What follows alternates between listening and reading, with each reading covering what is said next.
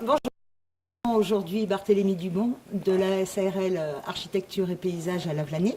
Barthélémy est en charge avec son cabinet ce que la mairie et les élus projettent comme Lavelanet 2050, les transformations qui auront lieu. Mais peut-être avant de nous parler des transformations, des travaux en cours et qui vont avoir lieu, peut-être Barthélémy, tu pourrais nous parler de Lavelanet d'hier et pourquoi ces travaux. En fait, on part du constat que la ville industrielle, bon, tout le monde le sait, hein, c'est pas nouveau. La ville industrielle, elle est au bout d'un terme dont tout le monde fait le constat.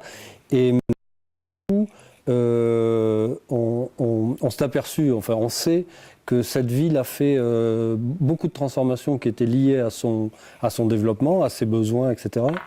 Et à partir du moment où on change d'économie, on va dire, d'usage, etc., peut-être tous les travaux qu'avait fait la ville, qui en avait fait énormément, et certainement des travaux qui étaient pour elle, c'est une ville qui vient un contexte avec un développement routier très important, parce qu'il y avait beaucoup de camions qui venaient livrer les usines.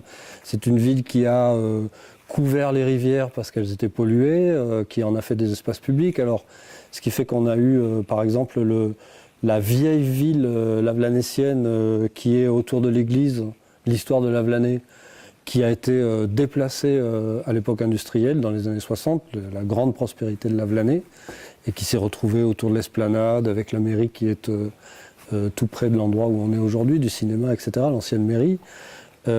Toutes ces transformations-là, le marché couvert qui s'est construit, le château de Lavelanet, l'histoire de Lavelanet qui a été rasée pour faire une maison de retraite, ce qui est quand même assez extraordinaire. Ça veut dire que, bon, maintenant on peut avoir un jugement décalé, mais quand on prend les journaux de l'époque, ils étaient extrêmement enthousiastes quand ils faisaient ça, parce que pour eux c'était des ruines, la ville était en plein devenir, les usines marchaient à fond, et finalement c'était la modernité qui arrivait en ville.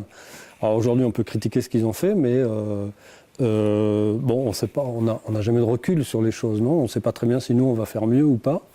Et en tout cas, on est obligé de sortir de cette économie-là et passer à autre chose. Voilà, on a une ville où il y a effectivement un contexte routier qui a plus de sens, des ronds-points, des rues très larges, pas de possibilités tellement pour les piétons, etc. Puis bon, des espaces vieillissants, un immobilier que tout le monde connaît, des maisons quand même qui sont assez souvent fermées, ou en tout cas sur les rues très roulées par les voitures et encore des camions.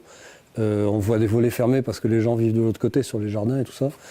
Et donc effectivement, il faut passer à autre chose, et la mairie a fait plusieurs études successives. On a participé à certaines d'entre elles pour réfléchir à un nouvel usage de la ville d'une certaine manière. Donc en fait, si je te comprends bien, le but c'est que les Lavelanéciens se réapproprient leur ville et qu'on pense peut-être aussi à la transition énergétique, écologique. Exactement. En fait, peut-être, on a fait des concertations avec les habitants. Enfin, quand je dis je parle d'un groupe de travail. Nous, Architecture et Paysage, on a travaillé sur le côté urbain architectural. On était associé à une société qui s'appelle Solidarité Ville, qui, elle, a fait de la concertation, qui est venue avec des étudiants en ville, etc. Concertation avec les habitants, concertation avec les élus. Il y avait aussi un collègue à moi qui est urbaniste, Rémi Papillot, qui a travaillé avec nous, un environnementaliste, Daniel Kaufmann, etc. Bon, des gens très spécialisés dans l'urbanisme réglementaire, urbanisme. Bon, toute cette équipe a travaillé sur Lavelanet. Ça fait 2 ans qu'on travaille sur Lavelanet pour aboutir à une réflexion sur qu'est-ce que pourrait être Lavelanet en 2025 et a fortiori en 2050. Voilà. Donc les objectifs, là, les premiers travaux qui vont avoir lieu, vont être conduits sur l'avenue Alsace-Lorraine. Oui, alors l'avenue Alsace-Lorraine, c'est la première chose. Le thème, c'était de redonner une entrée de ville agréable, surtout qui permettait de relier d'un côté la voie verte avec des mobilités douces, des gens qui utilisent la voie verte à vélo, à pied, etc. Et donc au nord de la ville, une entrée au nord de la ville refaite, et un lien au sud de la ville avec le chemin des Tisserands qui monte à Montségur, donc avoir 2 voies vertes reliées par l'intérieur de la ville, par des mobilités.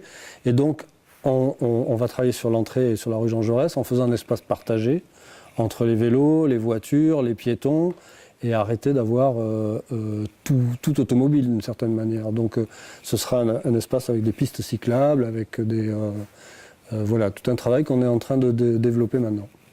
Alors, outre l'avenue Alsace-Lorraine, l'ancienne maison de retraite devrait être démolie rapidement aussi. Voilà, on est dans un beau quartier ancien de Lavelanet. La maison de retraite aujourd'hui c'est un espace qui paupérise parce qu'il n'y a plus personne qui vit dedans, c'est compliqué. Et en même temps c'est un très, très bel endroit parce qu'il domine la ville.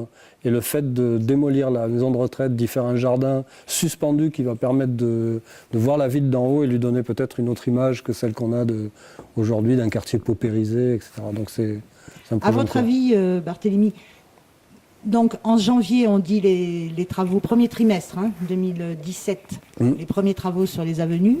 Premier semestre, je pense. Premier semestre. Ouais. Donc les Lavelanéciens vont bientôt découvrir un autre Lavelanet. Oui, en fait c'est parti. L'idée c'est de démarrer les travaux, que ce soit terminé en tout cas en fin 2017, début 2018. Ouais. D'accord, nous vous remercions. Merci beaucoup et au revoir. Merci à vous.